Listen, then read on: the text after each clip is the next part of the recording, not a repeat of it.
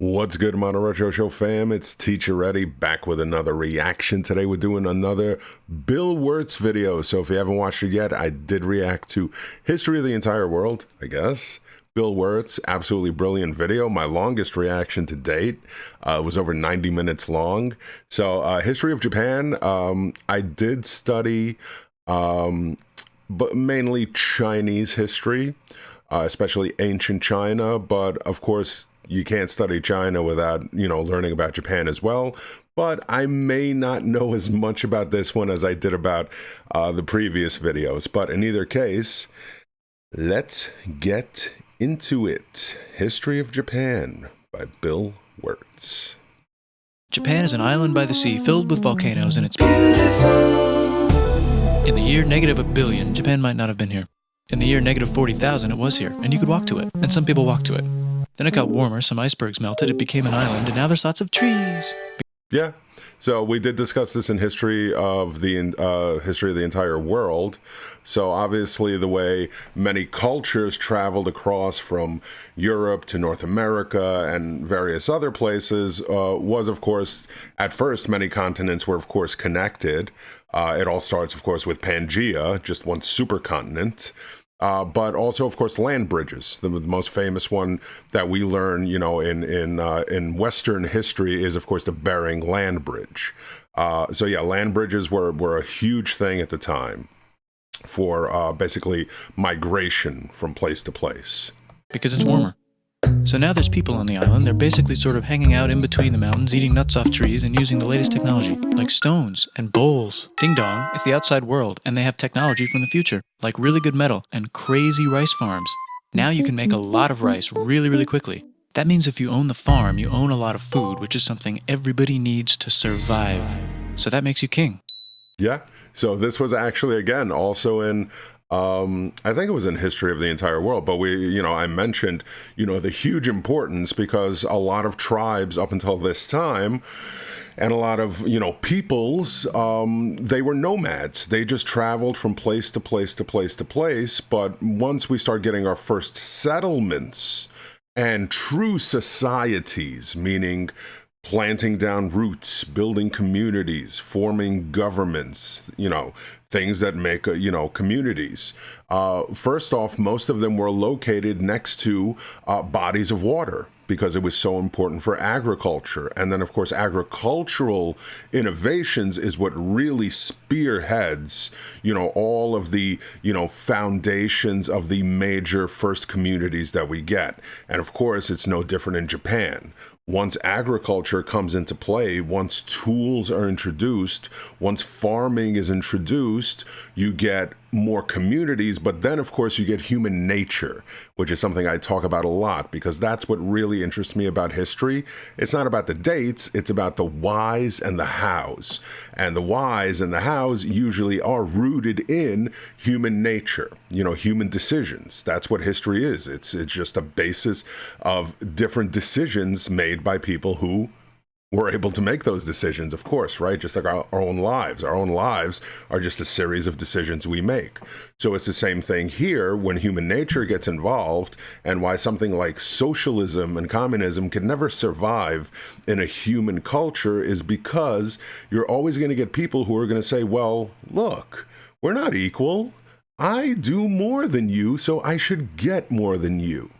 And that's human nature, right? Somebody's going to say, well, the work you do is not as important as the work I do, or my contributions are more important than your contributions. And then you start getting bickering and all that stuff. So again, this starts creating class warfare, of course, and it's going to be the same thing in Japan. With ruling kingdoms, it all starts becoming about territories, and specifically rice territories. And you get the same thing in China as well. Rice farming and rice kingdoms spread across the land, all the way to here. The most important kingdoms were here, here, here, here, here, here, and here. But this one was the most important, ruled by a heavenly superperson, or emperor for short.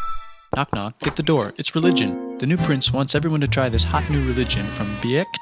Please try this religion, he said. No, said everybody. Try it, he said. No, said everybody again, quiet. Yeah, so the emperor was looked upon just like the emperor in China. And again, most, monarchs or emperors at the time were viewed as either direct connections to the heavenly gods, or they were viewed as gods on earth, literally. So, this is not something that's unique to Japan, but it is something that, of course, Japan did believe in until you get samurai. Then it changes a little bit as far as who's in control. Quieter this time. And so the religion was put into place, and all the rules that came with it.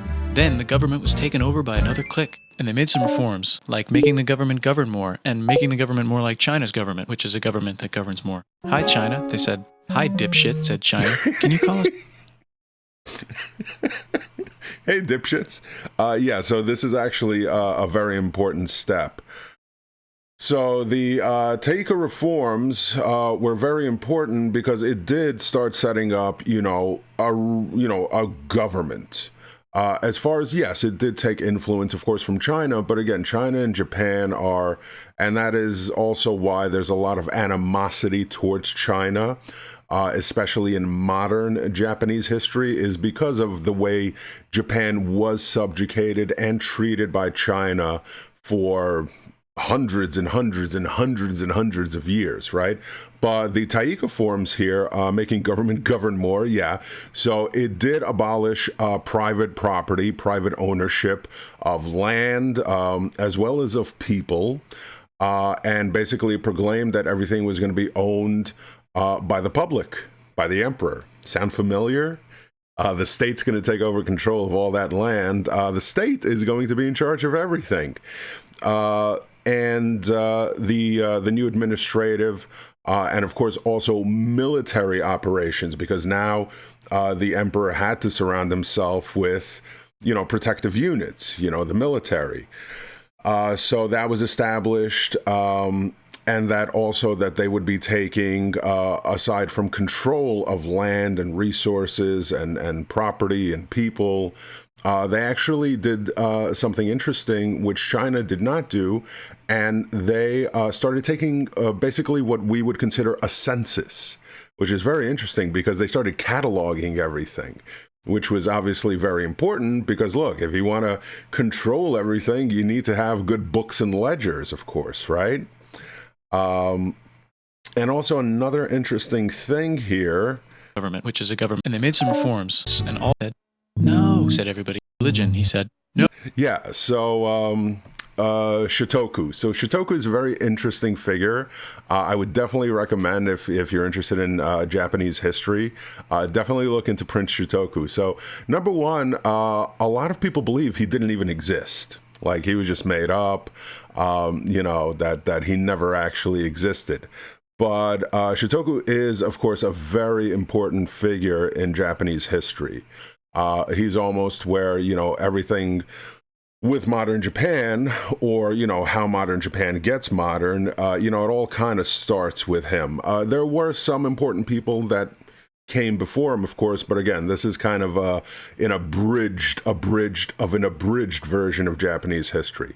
So there is some rumor that he didn't actually exist, but it's very important because he also does bring Buddhism, which, is going to change over the course of Japanese history, especially with the introduction of the type of Buddhism that we're more familiar with now, which is called esoteric Buddhism, which is more like the type of Buddhism that, that the layman would know about, the Buddha and Zen and reaching nirvana and all that stuff. That's esoteric Buddhism. But I just wanted to cover that as well. Prince once said, and so the religion was some reforms, like making the government govern more, and dipshit, said China. Can you call us something else other than dipshit, said Japan. Like what, said China. How about Sunrise Land, said Japan. And they stole China's alphabet and wrote a book about Sunrise Land. Can you call us something else? The government that governs more. Hi, China, they said. Hi, dipshit, said. So Japan, before it was called Japan, and I still love that they call them dipshits. So Japan was known as Wa no Kuni, right? But not to be Not to be confused with the One Piece Japanese animation series that has Wano country or Wano kingdom, right? That's fictional. That's different. But it was known as Wano Kuni. But then, of course, they wanted to change their name and basically build their own identity, which this is what we're talking about here right now. They're trying to build their own identity away from Chinese influence, even though they're influenced by the Chinese and what they do create, but it's no different than the United States. There was really nothing that the United States came up with that was original. They took stuff that already existed and just tweaked it. You know, life, liberty, and the pursuit of happiness. That's John Locke, right? That comes from the European Enlightenment. Life, liberty, and the pursuit of property, right? But the founders didn't want us worrying about property. They're like, yeah, we'll take care of the property. You guys pursue happiness. You know, a constitution was nothing new, right? Checks and balances. I mean, so there's nothing against Japan saying, yeah, well, you want to get away from China, but then you're taking all these Chinese traditions. Well, that's how the world works, right? Everybody's influenced by somebody who precedes them. Said China. Can you call us something else other than dipshit? Said Japan. Like what? Said China. How about Sunrise Land? Said Japan. And they stole China's alphabet and wrote a book about themselves. And then they made lots of poetry and art and another book about themselves. Then they stopped moving the capital every time the emperor died and kept it in one place for a while, right here. And they conquered the north finally. Get that squared away. A rich hipster named Kukai is bored with modern Buddhism, visits China, and learns a better version, which is more spiritual. Comes back, reinvents the alphabet, and causes art and literature to be great for a long time. And the royal palace turned into such a dream world of art that they really didn't get... Yeah, so this is kind of like, you know, what the Renaissance was, you know, for Europe and the rest of the world. The art, number one, that's created, and the architecture, and, you know, the cultural kind of awakening, so to speak, that takes place in Japan during this time is just absolutely phenomenal and still beautiful to this day. I love Japanese art. I have a lot of Japanese art. My grandmother was a huge collector of Japanese art as well. So this definitely was a huge and major like step forward for Japan in building its own identity, its own culture, and eventually when you get the Kojiki, which is basically like, I hate to call it a Bible, but that's the way you would explain it to somebody like in the United States, because it is a book of basically like myths and legends. It has an origin story, which is really interesting, of how Japan was created. You know, it lines out the lineage of the emperors. So really this is what Japan, this is the main focus here, is Japan really wants to become, you know, its own culture, its own person, its own identity, its own community. And the art definitely, and poetry and everything else really pushes that through. Give a shit about running the country. So if you live outside the palace, how are you supposed to protect your shit from criminals? Hire a samurai. Everyone started hiring samurai. Rich, important people hired samurai. Poor people who could not afford to hire samurai did not hire samurai. The samurai became organized and powerful, more powerful than the government. So they made their own military government. Here, they let the emperor still be emperor, but the shogun is actually in control. Yes. So we can all agree, number one, that samurai are cool as fuck, obviously, from, you know, the way they're depicted in movies. And even, look, I mean, the Jedi in Star Wars take a lot from the samurai code tradition and history as well. Samurai are just flat out cool. Samurai swords are cool. But the samurai themselves weren't always that cool. So the emperor, yes, the emperor is kind of like the figurehead, so to speak. But basically from the 12th century until about I believe the samurai were banned in around 1880 or so, somewhere around there. But basically for centuries, the shogun was the de facto leader. The shogun ran everything in Japan. And the samurai, of course, were loyal to the shogun. So the samurai were, again, they were not only highly respected, but they were also de facto, you know, not rulers, but you can understand the type of power that they would wield. So basically, I would say for 600 or 700 years, the shogun was really the de facto ruler of the country. News: the Mongols have invaded China. We've invaded China, said the Mongols. Please respect us, or else we might invade you as well. Okay, said Japan. So the Mongols came over, ready for war, and died in a tornado. But they tried again and had a nice time. Here's an interesting and fun fact. So, tornado, which they were terrified of, the Japanese word for it, I believe it translates to God's wind, but the word is kamikaze, right? So for all you people who always wondered, like, where does the kamikaze pilot thing come from? Number one, it's because they did give a lot of credit to the fearful wind from the god. You know, they said that it was the gods that, you know, pushed the Mongols out of Japan, because the Mongols basically give up. They're like, look, we got plenty of other shit to conquer in the world here, right? We're not going to waste our time with this island. So they do eventually give up. But it is interesting, you know, that God's wind, you know, the word for that is kamikaze. Time fighting with the Japanese, but then died in a tornado. Then the emperor overthrows the shogunate. Then the shogunate overthrows him back and moves to Kyoto and makes a new shogunate. And the emperor can still dress like an emperor if he wants, that's fine. Now there's more art. Like painting with less colors, collaborative poetry, plays, monkey fun, tea parties, gardening, architecture, flowers. It's time for who's going to be the next shogun. Usually it's the shogun's kid, but the shogun doesn't have a kid. So he tries to get his brother to quit being a monk and be the next shogun. He says okay, but then the shogun has a kid. So now who's it going to be? Vote now on your phones. And everyone voted so hard that the palace caught on fire and burned down. The shogun actually didn't care. He was off somewhere doing poetry. And the whole... Yes, that is true. So the shogun... That's funny. They voted so hard that it caught fire. So the shogun at the time, he was not interested in politics. He did not care about... It's almost like when I did the ERB with Alexander the Great and... who was it? Oh, Rasputin, I think, right? No, Ivan the Terrible. And of course, Frederick the Great shows up, right? Frederick the Great was also similar in this way. Frederick the Great was interested in music. He wrote hundreds of different pieces of music and poetry and art. He was not interested in being a ruler, even though he was a good ruler. And the shogun here, basically the same thing. He was not interested in it. It was his wife, really, that pushed for it more. But of course, he needed a successor, and they didn't have kids for the longest time. And then all of a sudden, boom, a kid pops out. But his brother was like, wait, I was promised, to be the next, shogun. So then you get the Unin War, right? Which basically is going to cause a lot of kerfuffle, so to speak. Country broke into pieces. Everyone is fighting with each other for local power, and it's anybody's game.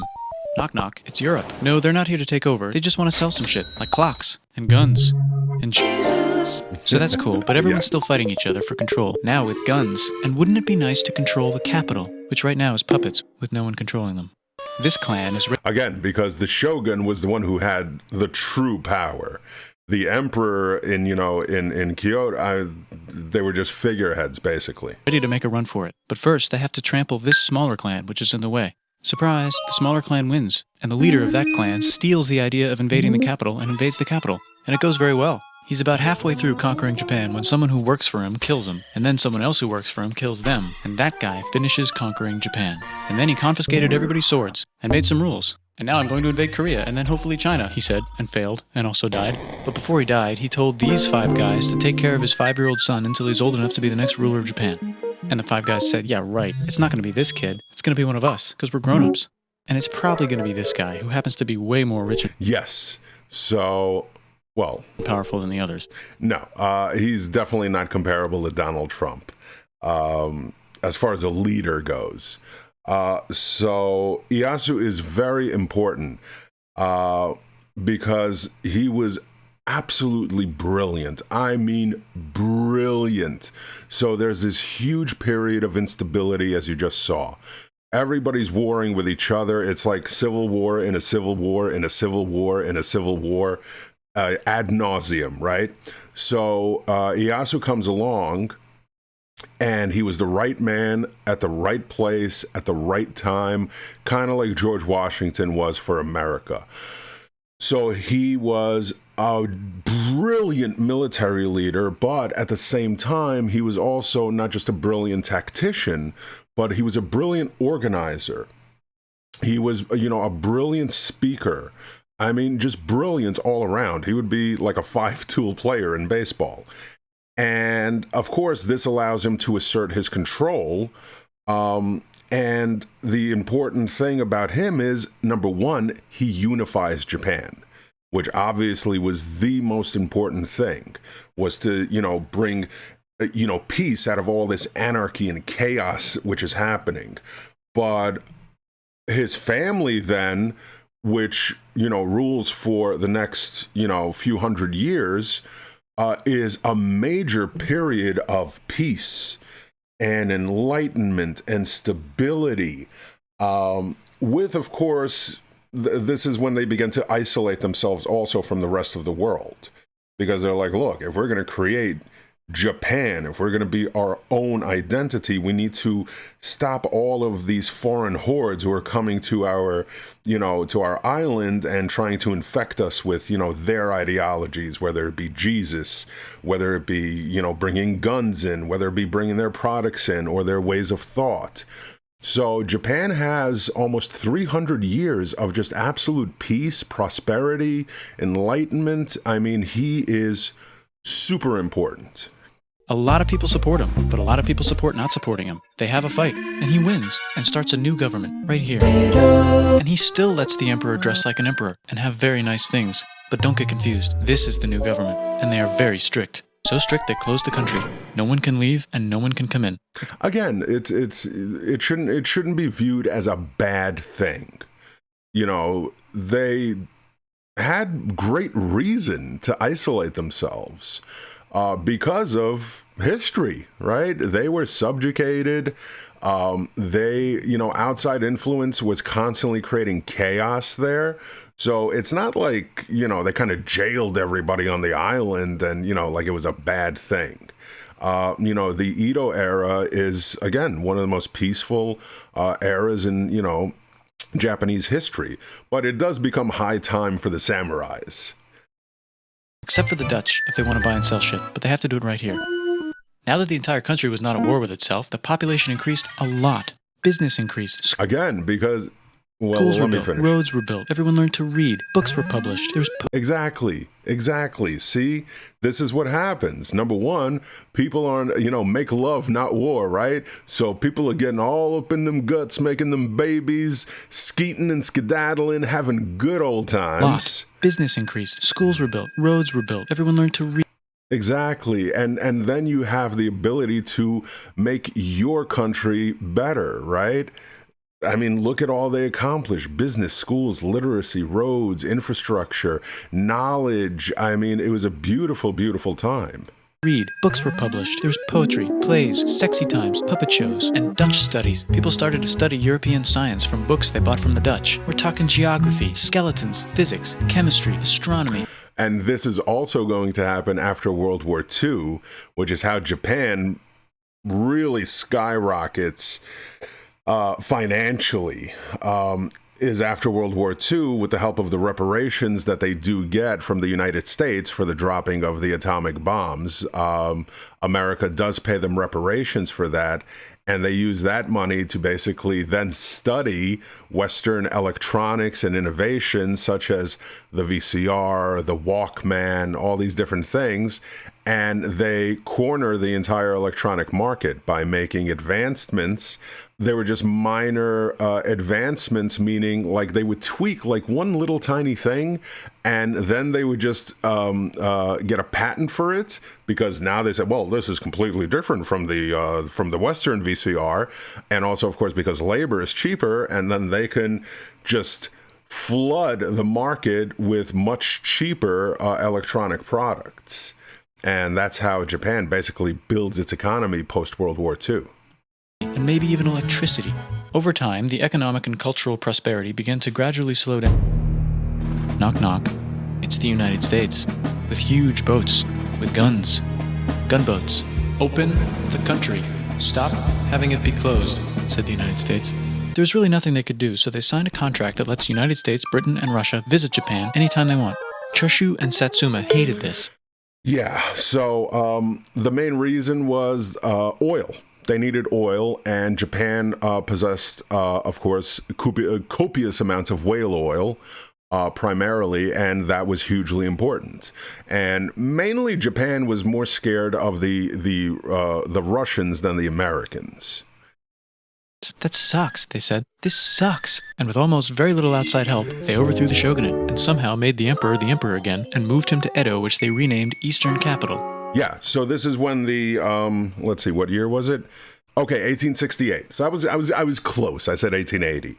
So yeah, in 1868, the samurai and the shogun are outlawed, and they have not existed since then, even though, of course, their influence does still exist in popular culture and arts and movies and things of that nature. But yes, this is when the shogun and the samurai are gone, and the emperor becomes the true emperor again. And somehow made the emperor again and moved him to Edo, which they renamed Eastern Capital. They made a new government, which was a lot more Western. They made a new constitution that was pretty Western, and a military that was pretty Western. And do you know what else is Western? That's right, it's conquering stuff. So what can we conquer? Yes. Korea. They conquer Korea, taking it from its previous owner, China, and then go a little bit further. And Russia rushes in out of nowhere and says, "Stop, no, you can't take that. We were going to build a railroad through here to try to get some warm water." I love his summary of that. Yes, of course, this is the famous Russo-Japanese War. But I got to hear that one more time. Hold on. And says, "Stop, no, you can't take that. We were going to build a railroad through." Stop, no, don't take our land, please. And so, well, it should be more like, "Stop, no, please. Please don't take our land. We were going to build railroads here." Here to try to get some warm water. And Russia builds their railroad, supervised by a shit ton of soldiers. And then when the railroad was done, they downgraded to a fuck ton. Did I say downgrade? I meant upgrade. And Japan says, "Can you maybe chill?" And Russia says, "How about maybe you chill?" Japan is kind of scared of Russia. You'll never guess who's also kind of scared of Russia. Yeah, so like I said, Japan was scared of Russia, but this was going to be the huge turning point in Japanese power across the world. Britain. So Japan and Great Britain make an alliance together so they can be a little less scared of Russia. Feeling confident, Japan goes to war against Russia, just for a moment, and then they both get tired and stop. It's time! Ooh! I am sorry, Bill Wurtz. No. Confident, Japan goes to war against Russia, just for a moment. Just for a moment, yes. So the Russo-Japan War lasts a little over a year. Like a year and a half. It's not a long war. I mean, a year is a long war, of course. But, you know, in the grand scheme of things, of what the war was over. So, of course, the war was over, you know, conquests that both the Russians and the Japanese were interested in, mainly Manchuria and Korea. And everybody thought, well, this is going to be easy winnings for Russia. Russia is embarrassed by Japan. Japan decimates the Russian Navy. Japan easily defeats Russia. Russia on the world stage is embarrassed, is not even the word for it. This was, from a modern history perspective, this victory was also significant because, you know, it's the first time that in an all-out war that a non-European power, you know, defeated one of the great powers in the world at the time, which was Russia. And the Russian Empire lost a lot of face, and especially the Tsar. And this is almost the catalyst for the beginning of what would become, you know, the overthrowing of, you know, Tsar Nicholas, because he lost a lot of face. So it wasn't that they got tired and, yeah, they warred a little bit, got tired. No, it's not the case. Japan easily, I mean, it was basically like Mike Tyson versus Buster Douglas. Like, it shocked the world, right? Buster knocked out Mike Tyson. And then they both get tired and stop. It's time for World War I. The world is about to Now have we're a getting war into more because modern it's the stuff. 1900s and weapons are getting crazy, and all these empires are excited to try them out on each other. Meanwhile, Japan has been enjoying conquering stuff and wants more. And the next thing on their list is this part of China and lots of tiny islands. All that Yes. stuff belongs to Germany, which just had war declared on it by Britain because Britain was friends with Belgium, which was being trespassed by Germany in order to get to France to kick France's ass because France is friends with Russia, who was getting ready to kick Austria's ass because Austria was getting ready to kick Serbia's ass because someone from Serbia shot the leader of Austria's ass. Or actually shot him in the head. And Britain is currently friends with Japan. And by the way, that is a very fascinating story about the assassination of Ferdinand. If you haven't looked into it, look into it, because it was just such a series of just amazing events that take place as to how he actually assassinates Ferdinand, because he eventually, where he wanted to originally assassinate him, like that didn't work out, and he actually just happens upon Ferdinand by accident later on in the day. It's such a fascinating story. Look into it. It's really good. Japan. So you know what that means. Duh, Japan should take the islands. Which they wanted to do anyway, so they called Britain on the telly to sort of let them know. Telly. And then they did it. And they also helped Britain a little here and there with some errands and stuff. Yeah. Now the war is over, and congratulations, Japan, you technically fought in the war, which means you get to sit at the negotiating table with the big dudes, where they decided who owns what. And yes, Japan gets to keep all that shit they stole from Germany. You also get to join the post-war mega-alliance, the League of Nations, whose mission statement. And the League of Nations is also, of course, the precursor to what eventually becomes the United Nations. Is to try not to take over the world. The Great Depression is bad, and Japan's economy is now crappy, but the military is doing just fine, and it invades Manchuria. In the League of Nations, it's like, no, don't do that. If you're in the League of Nations, you're not supposed to take over the world. And Japan said, how about I do anyway? And Japan invaded more and more and more and more of China. Yeah, so I definitely cover this in detail in Oversimplified World War II, in History of the World.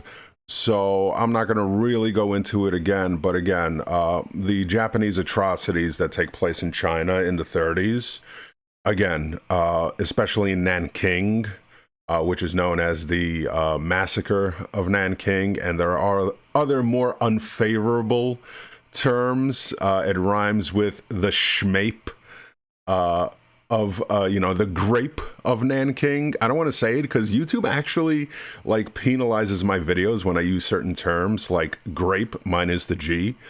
But yeah, the grape of Nanking. The atrocities that took place there rival anything that the Nazis did, from human experimentation, torture, murder, mass genocide. And it doesn't really get covered. It definitely doesn't get covered in Japanese history when they learn about World War II. They learn it, of course, much differently. And many Japanese deny any, that ever took place. But I don't blame them because they don't teach it in, most schooling, that I'm familiar with, especially here in North America. They completely gloss over Nanking and the Japanese atrocities and everything else. But it is something that definitely you should look into if you're not familiar with it. But of course, you can also always check out Oversimplified World War II. My reaction to it, I explain the hell out of it. And was planning to invade the entire East. You've got mail. It's from Germany, the new leader of Germany. He has a cool mustache and he's trying to take over the world and needs friends. This also got forwarded to Italy. They all decided to be friends because they had so much in common. It's time for World War II. Germany is invading the neighbors. Then they invade. Yeah, the sequel usually sucks, but in this case, the sequel apparently is more popular because that's, again, World War II history is the most ubiquitously discussed topic in any type of, history channel, history courses, history classes, history books. It's all about World War II, right? So the triumvirate of the Axis powers. So definitely Germany and Italy were BFFs. That Hitler and Mussolini have a bromance for the ages. Japan is more loosely involved. They didn't really care about European, conflicts and conquests, but they did want to join what they viewed as the winning side, or the side that would win. And of course, in 1939, 38, 40, Germany's kicking ass and taking names. So, hindsight, of course, but at the time, Germany was on a war path, literally and figuratively. the neighbors' neighbors. Then the neighbors' neighbors' neighbors, who happened to be Britain, said, "Holy shit." And the United States started helping Britain because they are good friends, and started not helping Japan because they're friends and our friends are not friends. Plus they're planning on invading the entire ocean. The United States is also working on a large, very huge bomb, bigger than any other bomb, ever, just in case. But they still haven't joined the war. War looks bad on TV, and the United States is really starting to care about their image. But then Japan... Well, it wasn't as much war looks bad on TV. Because number one, we're talking about, the early 40s, the late 30s. TV is not prevalent at all in especially American households yet. Later on, especially post-war, yes, television starts becoming a big thing. And then, of course, it explodes in the 50s. The real reason was just isolationism, much like Japan isolated itself. America, after World War I, which was just a very unpopular war in the United States, because they were like, why are we getting involved in these foreign conflicts? Why aren't we more concerned about our own country and bettering our own citizens? So after World War I, which was obviously very bloody, very brutal, the United States, the ideology was isolationism. We're not going to get involved in those foreign conflicts anymore. That was the real reason for it. And of course, the embargo on Japan by the United States was, again, it was mainly over oil. Japan spits on them in Hawaii and challenges them to war. And they say yes. And then Germany, as a symbol of friendship, declares war on the United States also. So the United States goes to war in Europe. Well, interestingly enough, and again, I covered this, Germany, number one, didn't really have to declare war on the United States. But of course, because they're like, hey, well, we're an Axis, so I guess we have to. But it's not even Germany. It's Hitler directly. Hitler, without anybody's consent, approval, having even a quick conversation with somebody, Hitler directly himself declares war on the United States. And they help the gang chase Germany back into Germany. And they also start chasing Japan back into Japan. And they haven't used the bomb yet and are curious to see if it works. So they drop it on Japan. Well, again, that's not fair to say. It wasn't because they were curious to see if it works. There were a lot of debates and discussions over this. It was not an easy decision. Was it the right decision? Of course, that's a huge debate, whether it was it or it wasn't. But basically, they weighed, the pros and the cons. Number one, on life lost for both sides. How long the war would drag out for. People were exhausted already at this point. Europe had fallen, and now they said, look, if we're going to spend another year, another 2 years fighting in the Pacific now, it's just too much, and plus the loss of life. And after much debate back and forth, they decided to use the bombs, but not in a sneak attack. They warned them. They even went as far as to drop pamphlets because, of course, the Japanese were telling their citizens on the radio and everywhere else that we're winning. Don't worry about it. It's kind of like those Iraq reports that we were getting where the Iraqis were like, we're winning. The Americans are scared of us. Look at them run.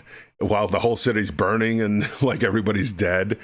Japan was basically doing the same thing. They're like, the Americans are scared. We're winning. Don't worry about it. And American planes dropped pamphlets all over Japan explaining, what the truth was and what they were willing to do. They warned them, look, we have these bombs. And Japan was like, bullshit. No, you don't. But yes, it was also a tactic to show Stalin and the Soviet Union like, hey, look at the power we possess. They actually dropped 2. And they did have a third that was ready to go.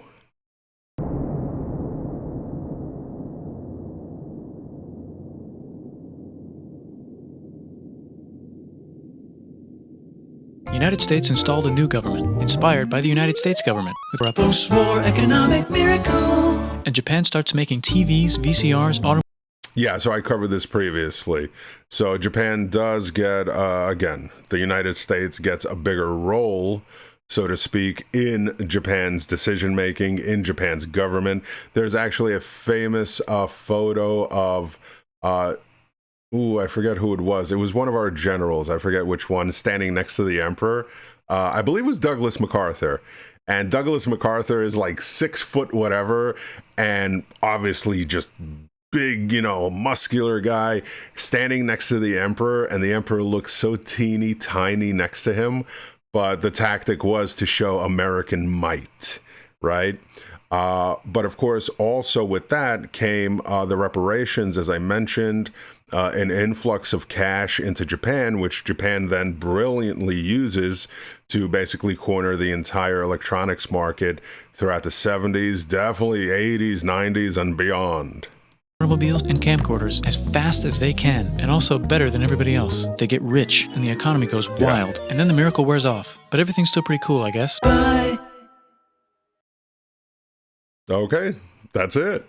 There we go. So it ends in 1990, which is coincidentally, of course, when the Berlin Wall falls, communism falls, all that good stuff. So that was absolutely fascinating, interesting. I loved it.